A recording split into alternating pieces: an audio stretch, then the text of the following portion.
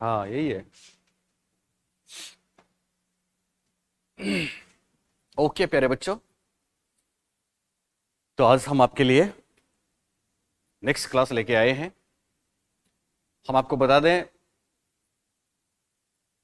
मन लगा के अभी से तैयारी करना, सारी चीजें बेहतर होंगी। और एक सूचना मैं आपको और दे दूं, आज ऑफर का, अच्छा आप तो ऑलरेडी ले चुके हैं, लास्ट डे है, तो कोई लेना चाहे तो आप बता सकते हैं। रात को 12 बजे ऑफर बंद हो जाएगा।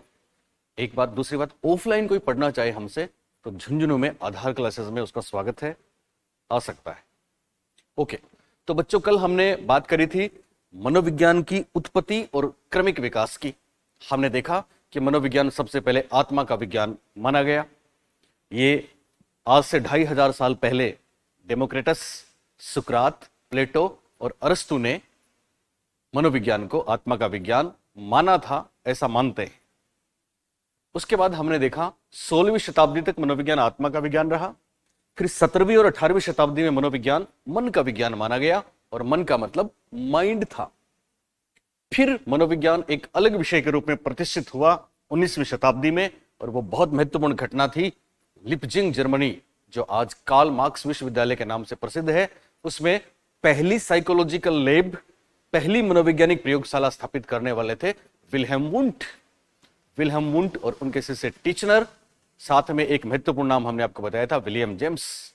इन लोगों ने मनोविज्ञान के विकास यात्रा में तीसरा चरण मनोविज्ञान को चेतना का विज्ञान माना, लेकिन वास्तव में वो विल्हेम वुंट थे जिन्होंने मनोविज्ञान को एक वैज्ञानिक विषय, एक प्रयोगात्मक विषय और एक अलग स्वतंत्र विषय का दर्जा दिलवाया। हालांकि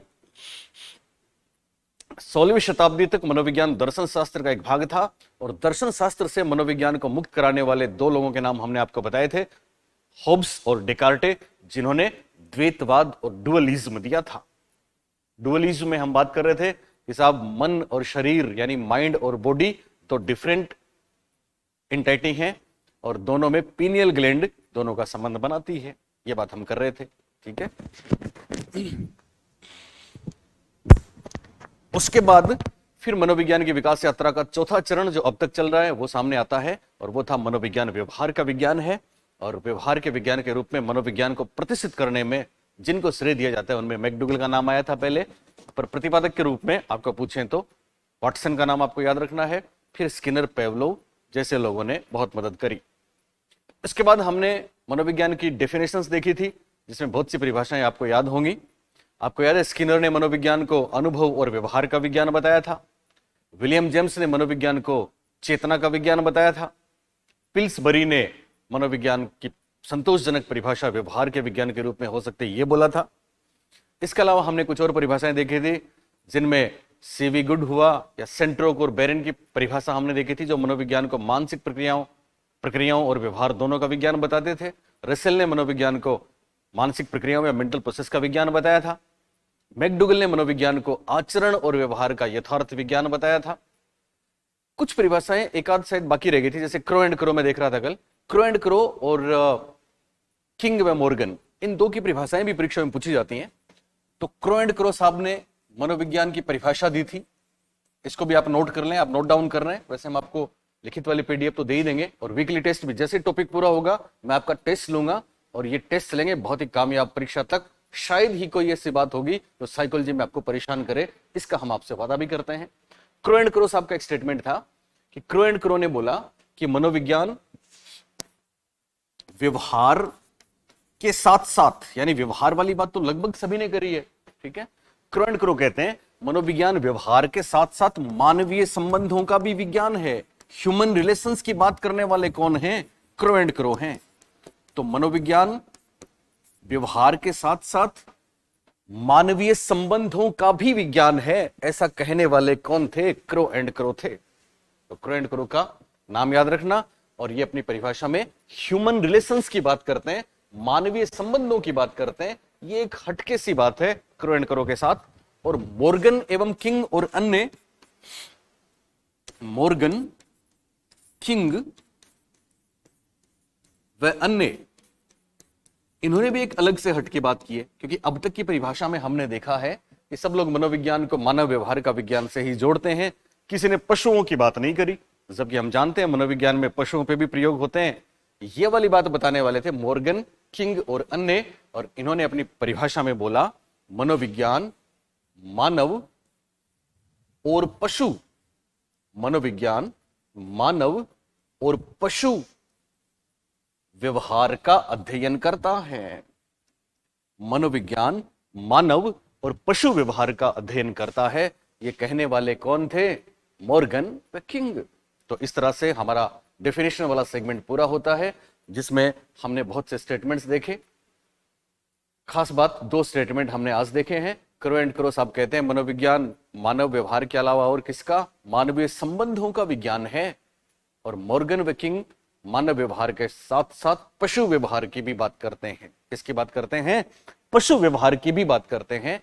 तो इस तरह से मनोविज्ञान की कुछ परिभाषाएं हमने देखी। ओके, अब चलते हैं आगे।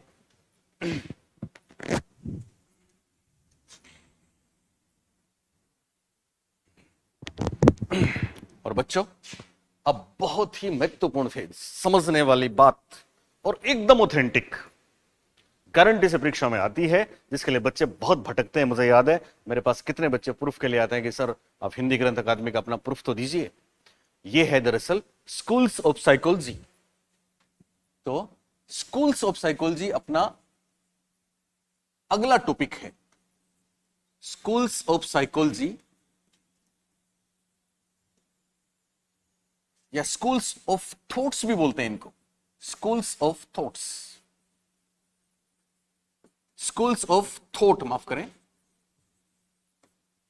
हिंदी में मनोविज्ञान के स्कूल कह सकते हैं, मनोविज्ञान के संप्रदाय कह सकते हैं, मनोविज्ञान की अप्रोच कह सकते हैं, मनोविज्ञान के मुख्य कॉन्सेप्ट कह सकते हैं, मनोविज्ञान की विचारधाराएं कह सकते हैं। ये बहुत ही खास है मनोविज्ञान के संप्रदाय। हालांकि जनरली इसको सिलेबस के अंत में बताया जाता है ताकि बेहतर समझ में आए, पर चूंकि आप लोग सीरियस बच्चे हैं इसलिए मैं पहले ही इस टॉपिक को ले रहा हूं जो काफी महत्वपूर्ण है। तो स्कूल्स ऑफ साइकोलॉजी या स्कूल्स ऑफ थॉट या मनोविज्ञान के संप्रदाय हम पढ़ने वाले हैं। तो बच्चों मैं आपको बता दूं, एटलीस्ट 10 स्कूल्स के बारे में हम पढ़ेंगे और उनमें से प्रश्न जरूर आता है। कौन कौन से स्कूल्स के बारे में हम पढ़ेंगे? तो देखिए, सबसे पहले आपको पता है मनोविज्ञान का पहला स्कूल कौन सा था? मनोविज्ञान एक अलग विषय के रूप में कब अस्तित्व में आया? 1879 की घटना के बाद में स्वतंत्र विषय बना। प्रथम मनोवैज्ञानिक कौन थे? विल्हेम वुंट थे। फादर ऑफ साइकोलॉजी भी कौन है? विल्हेम वुंट हैं, जर्मनी वाले। तो विल्हेम वुंट और उनके चेले टीचनर ने एक संप्रदाय बनाया था, आपको याद है, स्ट्रक्चरलिज्म, वो मनोविज्ञान का प्रथम संप्रदाय माना जाता है। तो सबसे पहले हम पढ़ेंगे संरचनावाद के बारे में। तो पहला संप्रदाय रहेगा अपना संरचनावाद, जिसको इंग्लिश में बोलते हैं स्ट्रक्चरलिज्म।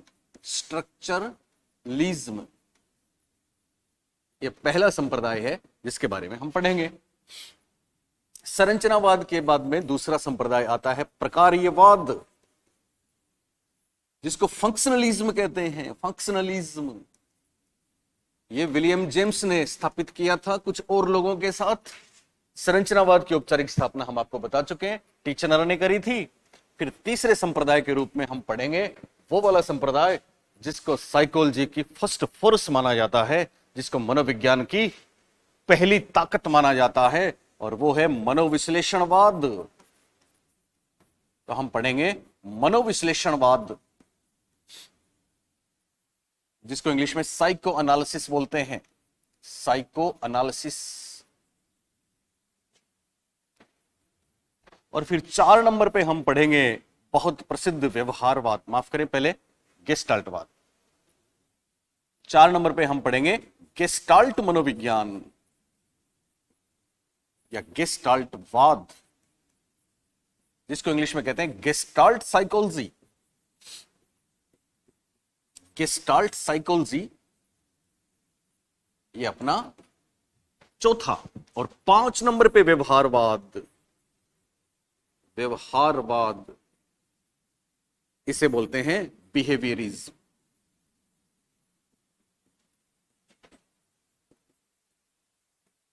इसके बाद 6 नंबर पे हम पढ़ेंगे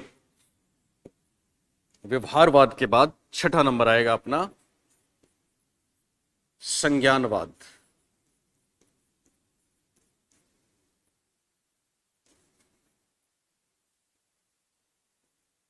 cognitive psychology.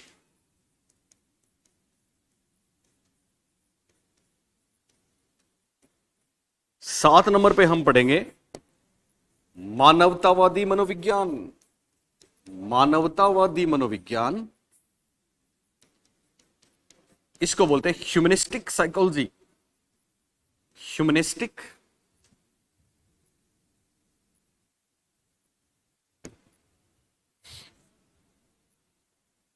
Humanistic psychology. 8 number पे इसके बाद हम पढ़ेंगे जिसको आप निर्मितवाद बोलते हैं, संरचनावादी अधिगम बोलते हैं, इंग्लिश में बहुत प्यारा सा नाम है कंस्ट्रक्टिविज्म। हम पढ़ेंगे कंस्ट्रक्टिविज्म के बारे में। और फिर 9 नंबर पे हम पढ़ेंगे जो काफी चर्चित है, लेटेस्ट है, अभी सेकंड ग्रेड में प्रश्न आया था,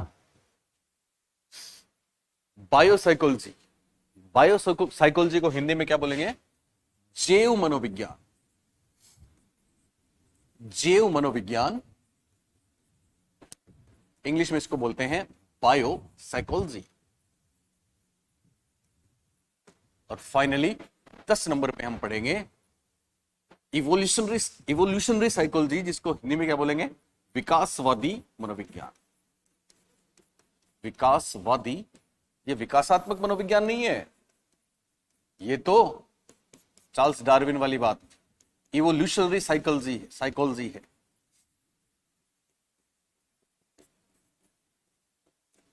तो इस तरह से बच्चों हम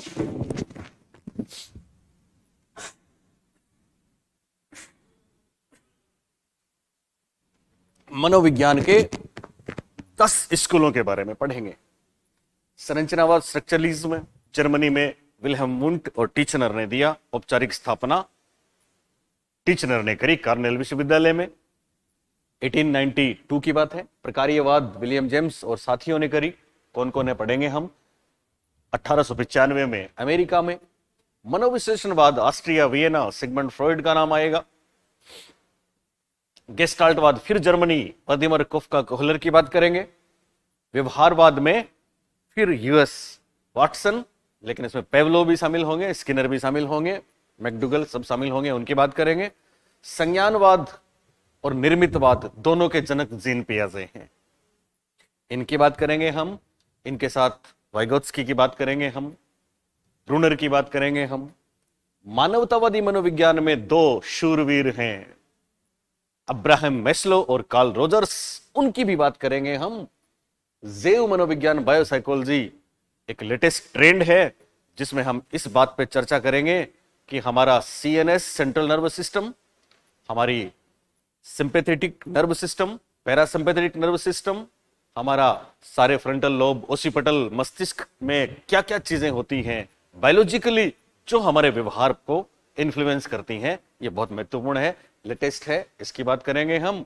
और इवोल्यूशनरी साइकोलॉजी में हम देखेंगे कि किस तरह से मनोविज्ञान का जो उदय हुआ, आत्मा का, मन का, चेतना का, तब इंसान कैसे सोचता था, और चार्ल्स डार्विन की ओरिजिन ऑफ स्पीसीज से ये चीज प्रभावित है, उसको भी हम देखेंगे। तो चलिए शुरू करते हैं आज की क्लास का पहला बिंदु, और वो है संरचनावाद। संरचनावाद इंग्लिश में बोलते हैं स्ट्रक्चरलिज्म।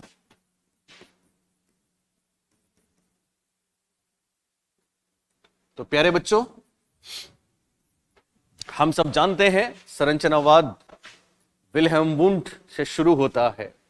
तो इसके प्रणेता के रूप में हम दोनों का नाम लेते हैं, हालांकि औपचारिक प्रणेता हम आपको बता चुके हैं, टीचनर हैं, लेकिन संरचनावाद के प्रतिपादक में दोनों का नाम आता है, विल्हेम वुंट एवं ए.बी. टीचनर। टीचनर औपचारिक रूप से इसकी शुरुआत करी थी 1892 में। किसने? टीचनर ने कार्नेल विश्वविद्यालय में, यह बात हम आपको बता चुके हैं। सवाल यह कि संरचनावाद आखिर होता क्या है। तो बच्चों, जैसा कि हमने कल वाली क्लास में देखा था कि विल्हेम वुंट ने पहली बार एक्सपेरिमेंटल मेथड का सहारा लिया। पहली बार उन्होंने प्रयोग शुरू किए, और प्रयोग किस पर किए? चेतना पर। चेतना को विल्हेम वुंट ने क्या माना? तो विल्हेम वुंट ने इंटरनल मेंटल प्रोसेस को ही चेतना माना। और उस जमाने में उन्होंने इसकी दो, जैसे आज संज्ञानात्मक क्षमताओं में हम sensation, perception, concept, logics, decision making, memory, problem solution सब कुछ पढ़ते हैं, लेकिन उस जमाने में विल्हेम वुंट ने दो चीजों पे फोकस किया, सेंसरी और परसेप्चुअल प्रोसेस, यानी संवेदना और प्रत्यक्षीकरण द्वारा हम किसी भी बात को समझेंगे जो वातावरण में स्टिमुलाई के रूप में है, उद्दीपक के रूप में है, किस तरह से वो हमारे अंदर आती है और उनको हम उनका क्या अर्थ लगाते हैं, इसको उन्होंने बोला चेतना। और खास बात, और बहुत खास बात, हालांकि विल्हेम वुंट ने वॉलंटरिज्म और ऐच्छिकवाद नाम दिया था, हम आपको बता चुके हैं। टीचनर ने औपचारिक रूप से संरचनावाद नाम दिया, बता चुके हैं। लेकिन खास बात, और बहुत खास बात क्या है कि साहब विल्हेम वुंट ने संरचनावाद में चेतना के स्ट्रक्चर की बात करी, संरचना की बात करी, एलिमेंट्स की बात करी, और तीन तत्व बताए। यह महत्वपूर्ण बात है। सबसे पहली बात इसमें हम यूं करके लिखेंगे, एक तो संरचनावाद मनोविज्ञान का प्रथम संप्रदाय माना जाता है। प्रथम संप्रदाय मतलब पहला school, first school of psychology. कौन सा परीक्षा में आपको पूछ ले तो आप आंख बंद करके बोलना स्ट्रक्चरलिज्म या संरचनावाद। पहला मनोवैज्ञानिक कौन? Wilhelm Wundt. और पहला स्कूल कौन सा मनोविज्ञान का? संरचनावाद। दूसरी बात, संरचनावाद क्या बात करता है? तो संरचनावाद चेतना, और चेतना दूसरे शब्दों में इनर मेंटल प्रोसेस है। तो दूसरे शब्दों में चेतना आंतरिक मानसिक प्रक्रिया है। चेतना या आंतरिक मानसिक प्रक्रिया को अंशों में बांटकर, यह बहुत खास है, टुकड़ों में बांटकर, अंशों में बांटकर, अंशों में बांटकर समझना।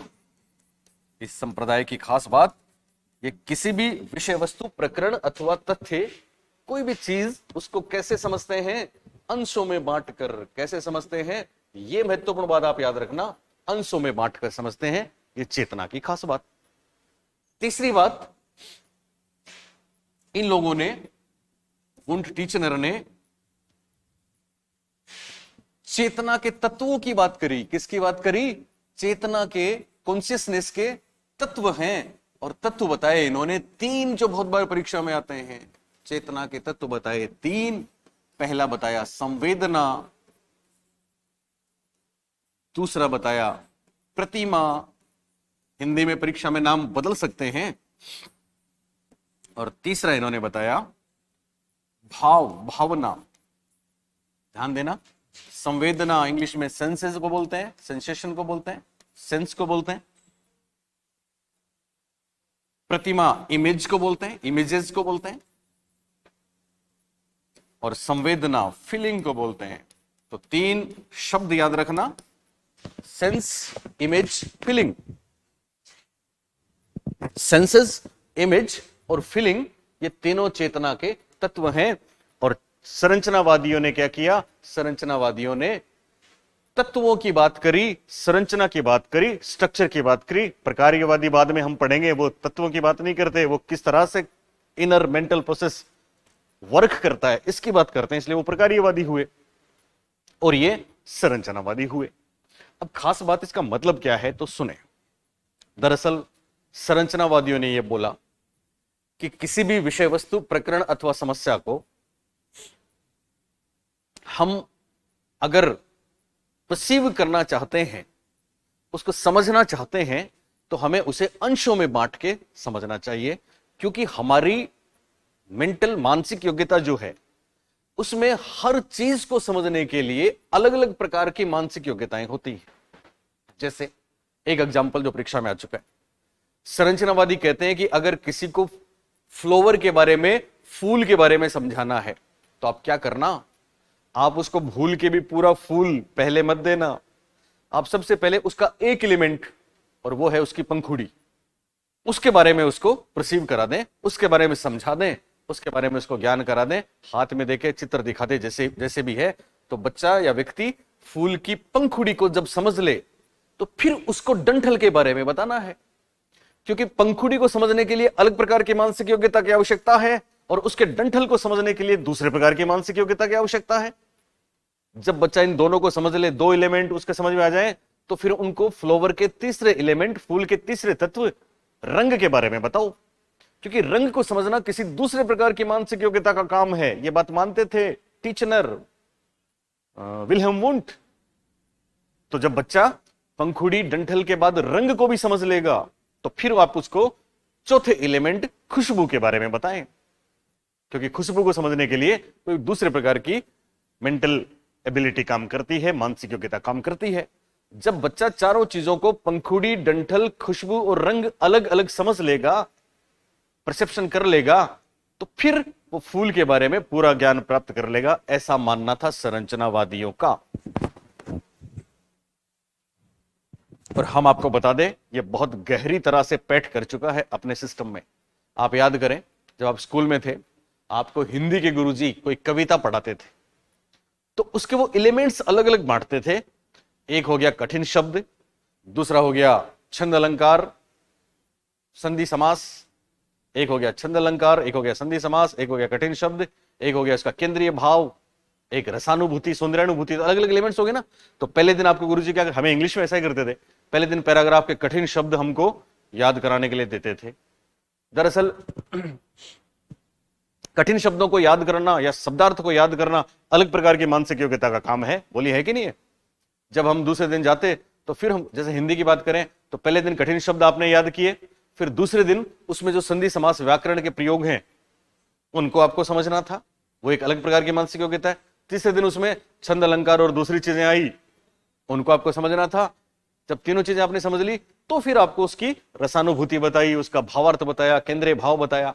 इसका मतलब ये कहीं ना कहीं स्ट्रक्चरलिज्म को फॉलो करता है।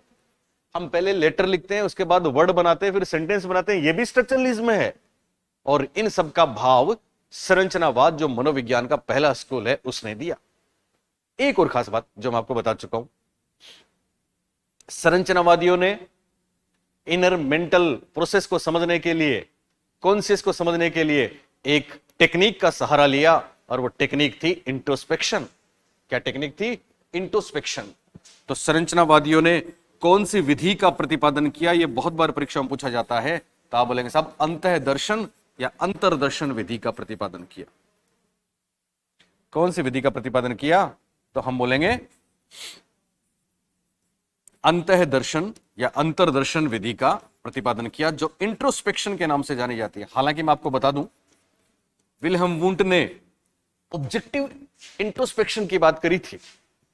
यानी अंतर्दर्शन विधि में क्या होता है, हम अपनी मेंटल प्रोसेस, इनर, अंदर जो भी चल रहा है उसका खुद ही जजमेंट लें और खुद ही उसके बारे में बयां करें, खुद ही उसको समझे कि क्या चल रहा है। तो एक व्यक्ति हो गया ना दृष्टा के रूप में, आई और मी दोनों हो गए, यहां पे खुद ही खुद की चीजों को देख रहे हैं, तो इसमें सब्जेक्टिविटी आना स्वाभाविक है। पर उस जमाने में वुंट ने कहा था, वुंट ने प्रयोग किए थे, किस पे प्रयोग किए थे पता है आपको? कोई भी चीज रिस्पॉन्स करेंगे, बच्चों के हाथ में कुछ भी दे दिया, व्यक्तियों के हाथ में एक पत्थर रख दिया, उन्होंने क्या फील होता है, सेंसेशन आ गया, उसकी क्या इमेज बनती है, इमेज हो गया, फिर कैसा फील करते हो आप, भाव हो गया। तो लिखते थे, खुद ही बता साहब मेरे को ऐसा लग रहा है, ये ऐसा है, ऐसा है, ऐसा है, लिखा ना, सिंपल। ये अंतर्दर्शन हो गया, ये स्ट्रक्चरलिज्म हो गया। तो उन्होंने ऑब्जेक्टिव इंट्रोस्पेक्शन की बात करी विल्हेम वुंट ने, लेकिन यही बात बाद में संरचनावाद के खात्मे का कारण भी बनी, क्योंकि टीचनर 1927 में दुनिया छोड़ के चले गए थे और इनके साथ ही संरचनावाद भी खत्म हो गया था, क्योंकि संरचनावाद ने पहली महत्वपूर्ण विधि दी अंतर्दर्शन, इंट्रोस्पेक्शन, साइकोलॉजी की, और यही विधि सब्जेक्टिव के कारण से संरचनावाद को भी ले बैठी। अंशों वाली बात भी संरचनावाद के खिलाफ गई।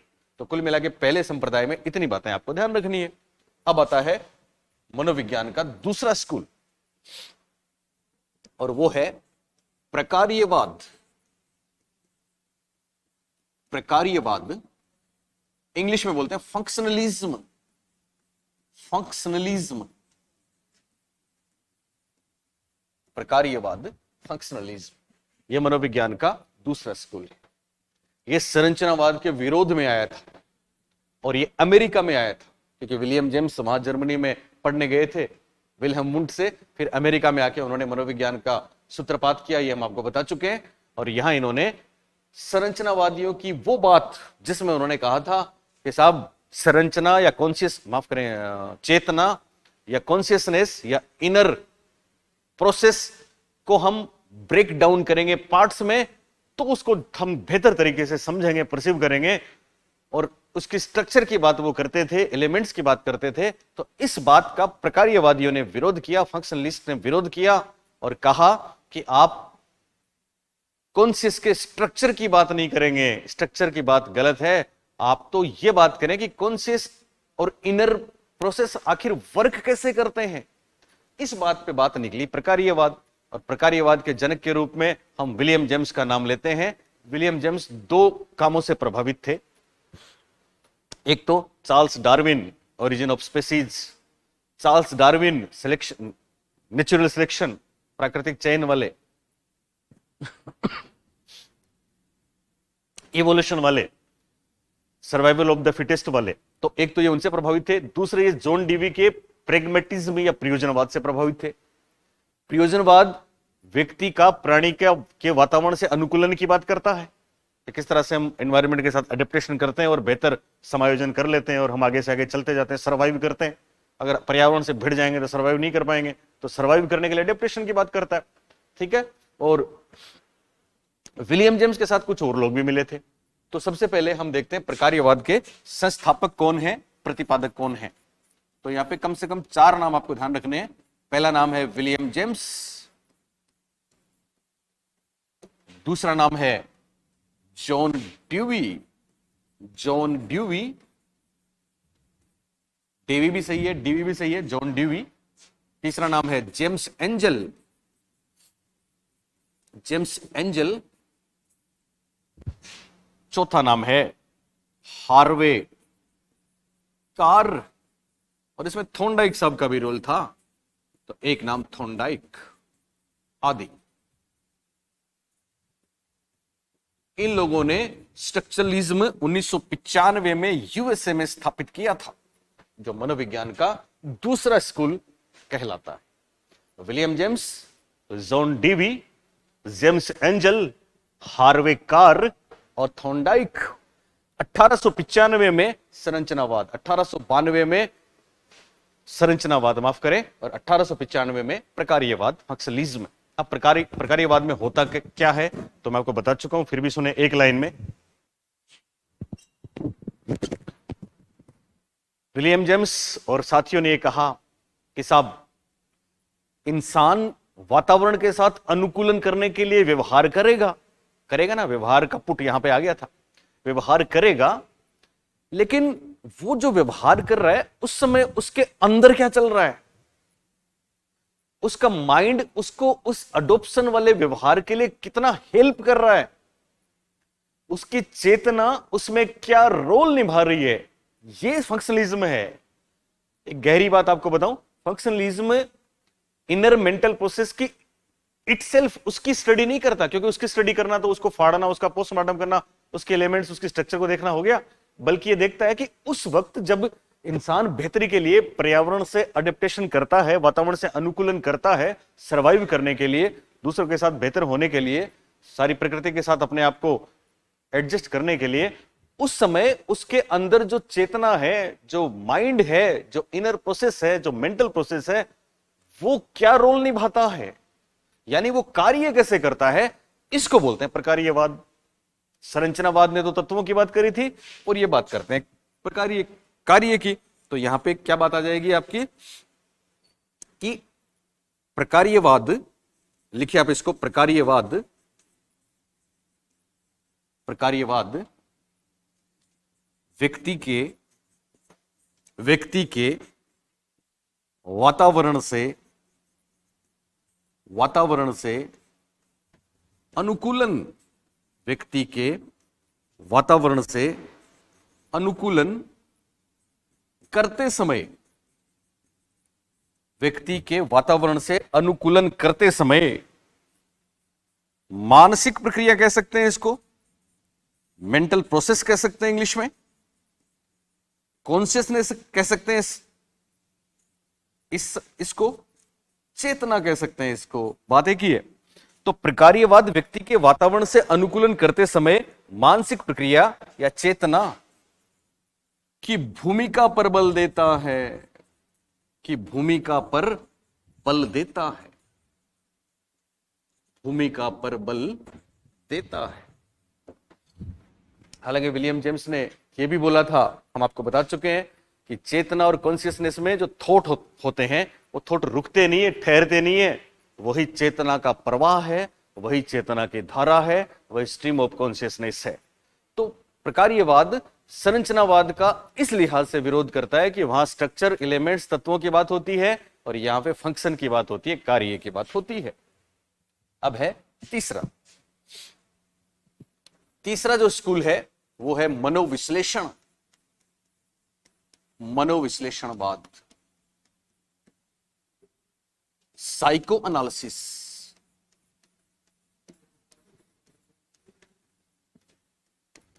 और इसमें नाम आएगा सिगमंड फ्राइड साहब, सिगमंड फ्राइड। हालांकि सिगमंड फ्राइड के तो चेले थे Carl Jung, Alfred Adler, Karen Horney, Erik Erikson, Anna Freud, Erich Fromm, उन लोगों ने भी सपोर्ट किया, तो वो भी मनोविश्लेषणवादी माने जाते हैं। लेकिन बाद में वो एक बात पे अलग भी हुए, तो नव फ्राइडवादी भी माने जाएंगे। जब संरचनावाद और प्रकार्यवाद की बहस चल रही थी, दोनों के झगड़े हो रहे थे, मनोविज्ञान को दुनिया में चेतना या कॉन्शियस का स्टडी साबित किया जा चुका था, उसी समय एक इंसान आता है, danger man, Sigmund Freud. Freud के बारे में या फ्राइड के बारे में, जो ऑस्ट्रिया वियना के थे, ये कहा जाता है कि अरस्तु के बाद अगर किसी ने सबसे क्रांतिकारी चीज मनोविज्ञान को दी है तो वो सिगमंड फ्राइड हैं, क्योंकि सिगमंड फ्राइड की चीजों से भूचाल आ गए थे। हम चर्चा कर चुके हैं, सिगमंड फ्राइड ने कहा था कि साहब चेतना तो 1/10 ही है, असली कहानी तो अचेतन है। 9/10 भाग अचेतन और अवचेतन का है, अनकॉन्शियस माइंड का है। और यही वाली बात मनोविश्लेषण की थीम है। फ्रॉइड ने कहा था कि मानव व्यवहार को निर्धारित और प्रभावित करने वाली चेतना नहीं है, बल्कि अचेतन मन है, अनकॉन्शियस माइंड है। और अचेतन मन क्या है? अचेतन मन में अपने पुराने तमाम अनुभव हैं, तो शेमफुल एक्सपीरियंसेस के रूप में आ सकते हैं। अचेतन में हमारी तमाम सेक्सुअल डिजायर हैं, अचेतन में हमारी तमाम अग्रेशन वाली भावनाएं हैं, अचेतन में तमाम वो इच्छाएं हैं, कामनाएं हैं जो हमने करी लेकिन उनको व्यक्त नहीं कर पाए या वो पूरी नहीं हुई, तो हम उनको रिप्रेस कर देते हैं। हमारे अंदर ऐसा सिस्टम है कि वो दमित हो जाती हैं और वो जिस भंडार में जाती हैं उसका नाम अचेतन मन है। हालांकि हम अचेतन मन के बारे में जानते नहीं है, क्योंकि हम पे चेतना का पर्दा रहता है, वो 1/10 उस 9/10 को डुबोए रहता है नीचे, वो दिखता नहीं है, उसके बारे में हम जानते नहीं है, लेकिन वो है बड़ा महत्वपूर्ण, है बड़ा काम का।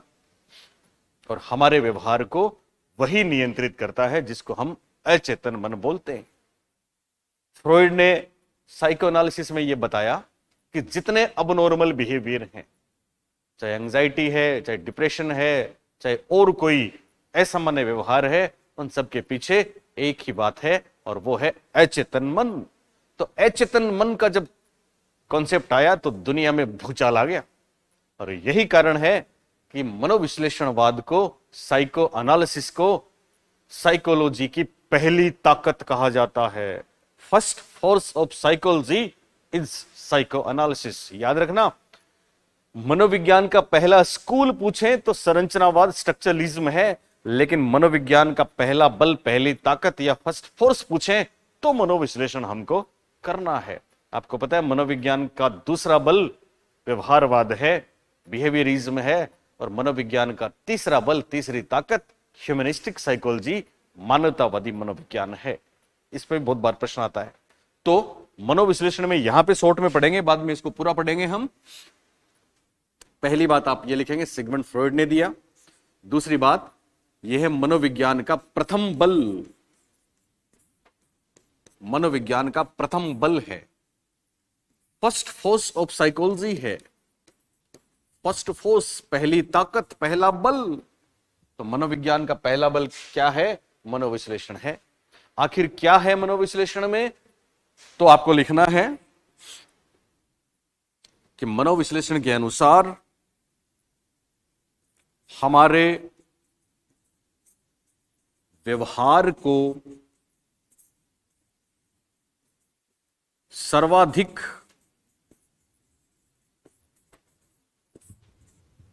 प्रभावित करता है कौन? अनकॉन्शियस माइंड या अचेतन मन। अचेतन मन, अनकॉन्शियस माइंड, यानी चेतना तो छोड़िए साहब, वो तो 1/10 है। असली खेल तो 9/10, असली खेल तो 9/10 का है। और ये 9/10 कौन सा है? अचेतन और अवचेतन। अवचेतन दोनों के बीच का पर्दा है, हल्का सा ब्रिज है, पुल है।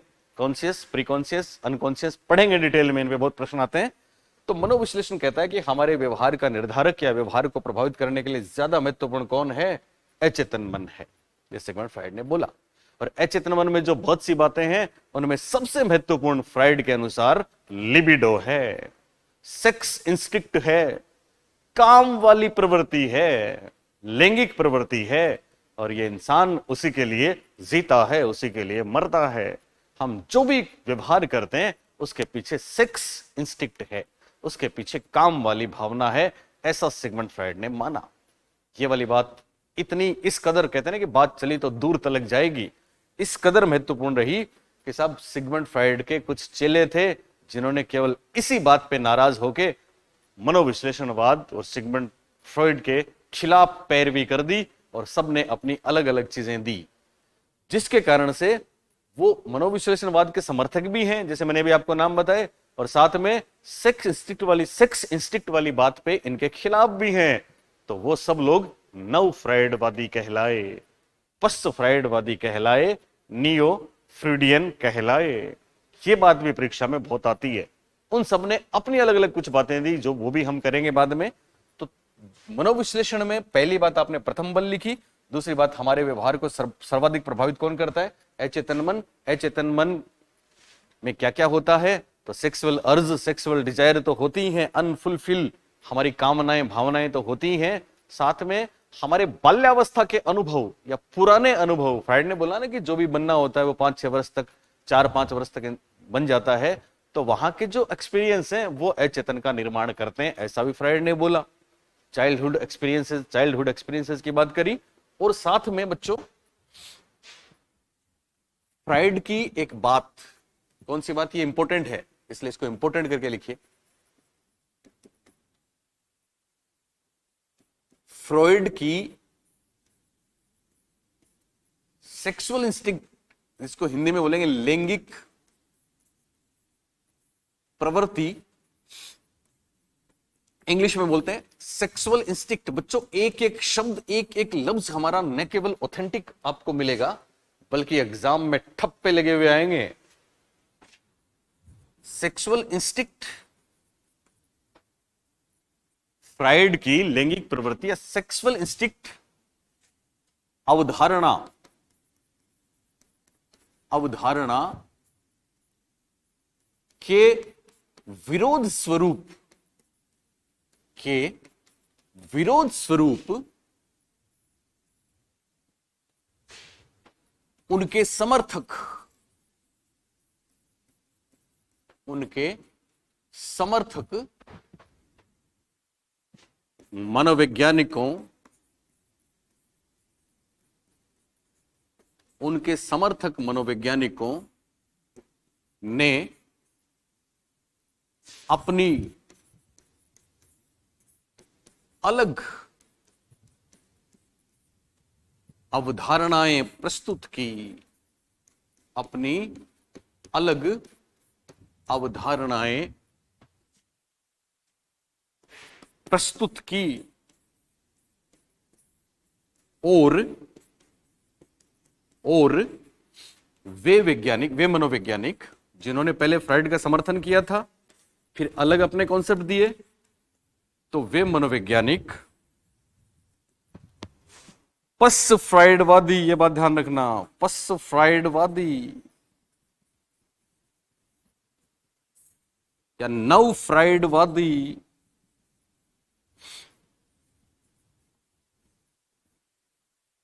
या नियो फ्राइडियन, इंग्लिश में नियो शब्द आ जाए, क्योंकि परीक्षा में ऐसा बहुत बार होता है कि हिंदी में नियो लिख देंगे, तो आपको पता होना चाहिए नियो का मतलब नव है, पस है, ठीक है। तो नियो फ्राइडियन कहलाए या कहलाते हैं। महत्वपूर्ण बात है बच्चों, फ्रॉइड की कौन सी प्रवृत्ति, फ्रॉइड की लैंगिक प्रवृत्ति या सेक्सुअल इंस्टिक्ट, लिबिडो जो थी, वापस पढ़ेंगे हम फ्रॉइड, वापस पढ़ेंगे हम सारी लिबिडो, तो उस कॉन्सेप्ट के खिलाफ थे कुछ लोग, जो पहले तो सिगमंड फ्राइड के शिष्य थे, बाद में अलग हुए, इसलिए उन सब का नाम हो गया पश्च फ्राइडवादी। उन्हीं को बोलते हैं नव फ्राइडवादी, उन्हीं को बोलते हैं नियो फ्रॉइडियन, और उन्हीं को साइको एनालिटिकल थ्योरी है ना ये, तो उनको नियो एनालिटिकल थियरिस्ट भी बोलते हैं। तो नियो शब्द आप ध्यान रखना। और महत्वपूर्ण बात, कौन कौन है वो, तो वे वैज्ञानिक हैं, एक नाम कार्ल जुंग, पहला नाम बच्चों कार्ल जुंग, जिनको कार्ल युंग कहते हैं हम। दूसरा नाम अल्फ्रेड एडलर, सबके बारे में परीक्षा में प्रश्न आ चुका है, जानते हो ना आप, एनसीईआरटी इनको ज्यादा तवज्जो देती है, इसलिए प्रश्न आते हैं। तीसरा नाम है एरिक फ्रोम, चौथा नाम है केरेन हार्नी, पांचवा नाम है एरिक एरिक्सन, एरिक एरिक्सन, और जिन्होंने एरिक एरिक्सन को संभाला था, आप जानते हैं, वो फ्रॉइड की डॉटर थी, जिनका नाम था अन्ना फ्राइड। अन्ना फ्राइड या फ्राइड की डॉटर हैं। तो ये 6 के 6 जो नाम आपने देखे हैं, ये सभी क्या कहलाते हैं, पश्च फ्राइडवादी कहलाते हैं, नव फ्राइडवादी कहलाते हैं।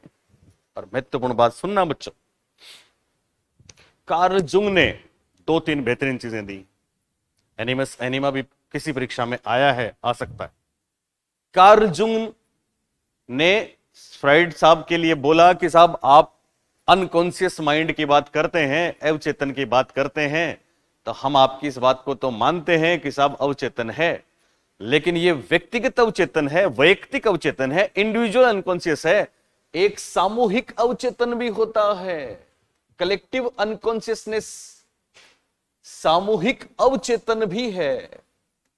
तो बहुत बार परीक्षाओं में कलेक्टिव अनकॉन्शियसनेस की बात करने के लिए किसको जाना जाता है, कार्ल जुंग को जाना जाता है।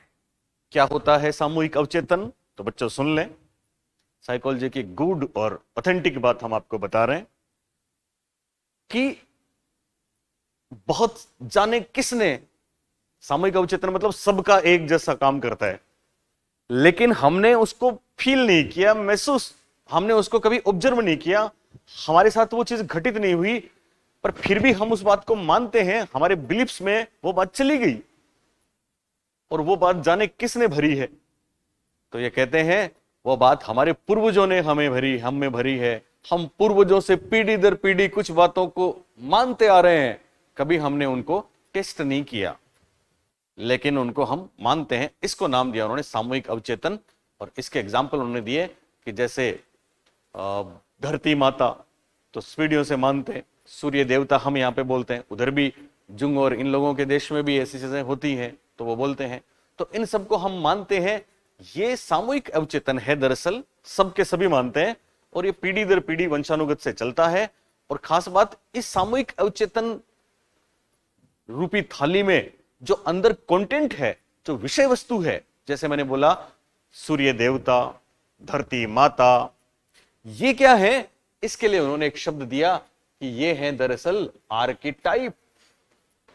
इनको आर्किटाइप बोला। आर्किटाइप क्या है? आर्किटाइप कलेक्टिव अनकॉन्शियस में जो कंटेंट है वो है। दो महत्वपूर्ण बातें इनकी हमको ध्यान रखनी है। अल्फ्रेड एडलर ने क्या बोला? अल्फ्रेड एडलर ने एक महत्वपूर्ण बात बोली कि एक तो इन्होंने दिया वैयक्तिक मनोविज्ञान, इंडिविजुअल साइकोलॉजी। कौन सी साइकोलॉजी? इंडिविजुअल साइकोलॉजी, वैयक्तिक मनोविज्ञान कि व्यक्ति, कहीं कहीं ह्यूमनिस्टिक साइकोलॉजी से बात मिलती है। वैयक्तिक मनोविज्ञान, वैयक्तिक मनोविज्ञान, व्यक्ति खुद के लिए बेहतरी के लिए करता है, यह वैयक्तिक मनोविज्ञान। साथ में इनकी जो दूसरी बात ज्यादा महत्वपूर्ण है वो है, इन्होंने बोला कि हम सभी ने कभी ना कभी, चाहे बाल्यावस्था से लेके अब तक, एक कॉम्प्लेक्स फील किया है और वो है इंफीरियोरिटी कॉम्प्लेक्स, वो है हीनता मनोग्रंथि। तो ये हीनता मनोग्रंथि की बात भी करते हैं, यानी कभी न कभी हमें ऐसे अनुभव मिले जिनसे हम अपने आप को गिल्टी या हीन फील, क्या इंफीरियर फील करने लगे। तो हीनता मनोग्रंथि की बात करने वाले कौन हैं? एडलर हैं। हीनता मनोग्रंथि या फिर इंफीरियोरिटी कॉम्प्लेक्स, ये दूसरी इनकी बात है। ये जहां व्यक्तिक मनोविज्ञान की बात करते हैं, वहां एरिक फ्रॉम कहते हैं कि सब पर्सनैलिटी तब बेहतर होती है जब वो सोशल फॉर्म में हो, सामाजिक रूप में हो, दूसरों की मदद करे, दूसरों के साथ इंटरेक्शन करे, तो व्यक्ति का बेहतर पर्सनैलिटी डेवलपमेंट होता है। तो ये सामाजिक मनोविज्ञान के लिए, समाज नहीं, ध्यान रखना, सामाजिक मनोविज्ञान के लिए जाने जाते हैं। सोशल साइकोलॉजी की बात हुई, यहां पे सामाजिक मनोविज्ञान की बात करी किसने? एरिक फ्रोम ने। तो आराम से याद रहेगा, अल्फ्रेड एडलर वैयक्तिक मनोविज्ञान और एरिक फ्रोम सामाजिक मनोविज्ञान। एरिक फ्रोम है ये। केरेन हार्नी के बारे में तो हम सब जानते ही हैं। केरेन हार्नी की बहुत सी बातें हैं। ये एक महिला थी। इन्होंने बोला कि साहब बाल्यावस्था में हम सब किसी ने कभी न कभी इस बात के लिए दुखी रहे कि साहब हम अकेले तो नहीं रह जाएंगे, असहाय, हमें कोई छोड़ के, जैसे वियोग दुश्चिंता आपने पढ़ा ना कभी, तो उस बात से एक बात इन्होंने निकाली कि बाल्यावस्था में जो चिंता होती है वो मूल दुश्चिंता है, मूल दुश्चिंता। हालांकि ये महिलाओं के लिए, फ्राइड साहब की ये भी आलोचना करते थे कि आप महिलाओं की के लिए थोड़े बायस हो गए, महिलाओं में अलग चीजें हैं। इन्होंने और भी दूसरी बहुत सी बातें करी हैं। एक वुम्ब इनवी की बात भी इन्होंने करी है कि साहब लड़कों में वुम्ब इनवी होती है। फ्राइड साहब ने लड़कियों में पेनिस इनवी बताई ना, तो इन्होंने वुम्ब इनवी बताया। तो मूल दुश्चिंता, इन्होंने एक टर्म दिया था बेसिक एंजाइटी। क्या टर्म दिया था? Basic anxiety. और ये बाल्यावस्था से संबंधित है, ये बात ध्यान रखना। मैं वैसे बाल्यावस्था पढ़ाऊंगा आपको, तब हम इसको वापस, एंजाइटी, बेसिक एंजाइटी की बात करने वाली है केरेन हार्नी। केरेन हार्नी भी नव फ्राइडवादी हैं। सामाजिक मनोविज्ञान की बात करने वाले हैं एरिक फ्रोम। व्यक्तिक मनोविज्ञान की बात करने वाले हैं एरिक फ्रोम। हीनता मनोग्रंथि या फिर इंफीरियोरिटी कॉम्प्लेक्स की बात करने वाले भी हैं अल्फ्रेड एडलर। और सामूहिक अवचेतन, कलेक्टिव अनकॉन्शियस और आर्किटाइप की बात करने वाले हैं कार्ल जुंग। एरिक एरिक्सन के बारे में तो पूरा मॉडल हमको पढ़ना है, और फर्स्ट ग्रेड में तो स्पेशली बहुत महत्वपूर्ण रहता है। जिन्होंने, आपको पता है सिगमंड फ्राइड ने अपने मॉडल में साइकोसेक्सुअल 5 स्टेजेस बताई हैं, ओरल, एनल, फेलिक, लेटेंसी और जेनाइटल। एरिक एरिक्सन तो पूरी जिंदगी की बात करते हैं कि साहब, चूंकि एरिक्सन के साथ ऐसा हुआ था, हम आपको बताएंगे बाद में, बहुत ही शानदार मॉडल है इनका। तो पहचान के लिए इंसान ताउम्र संघर्ष करता है, वो एरिक एरिक्सन है, जिन्होंने पूरे जीवन को 8 भागों में बांटा था। और इनकी 8 भागों वाली, अवस्थाओं वाली थ्योरी कहलाती है मनोसामाजिक सिद्धांत। साइकोसोशल मॉडल या साइकोसोशल थ्योरी किसने दी?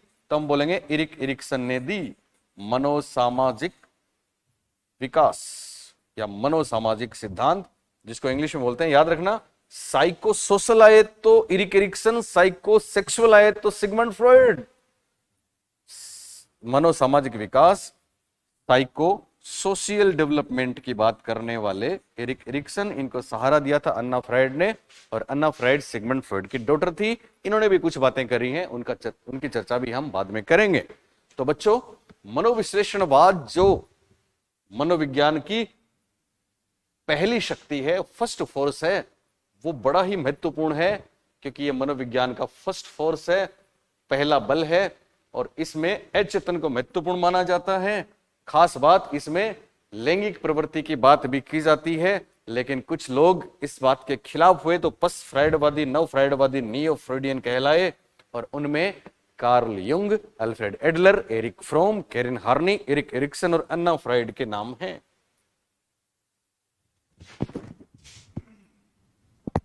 हमने मनोविज्ञान के स्कूल में 3 स्कूल पढ़ लिए। पहला स्कूल संरचनावाद, दूसरा स्कूल प्रकार्यवाद, तीसरा स्कूल मनोविश्लेषणवाद, और अब पढ़ेंगे चौथा स्कूल। ब्रेक है 1 मिनट का, मैं पानी पी लेता हूं, आप भी पानी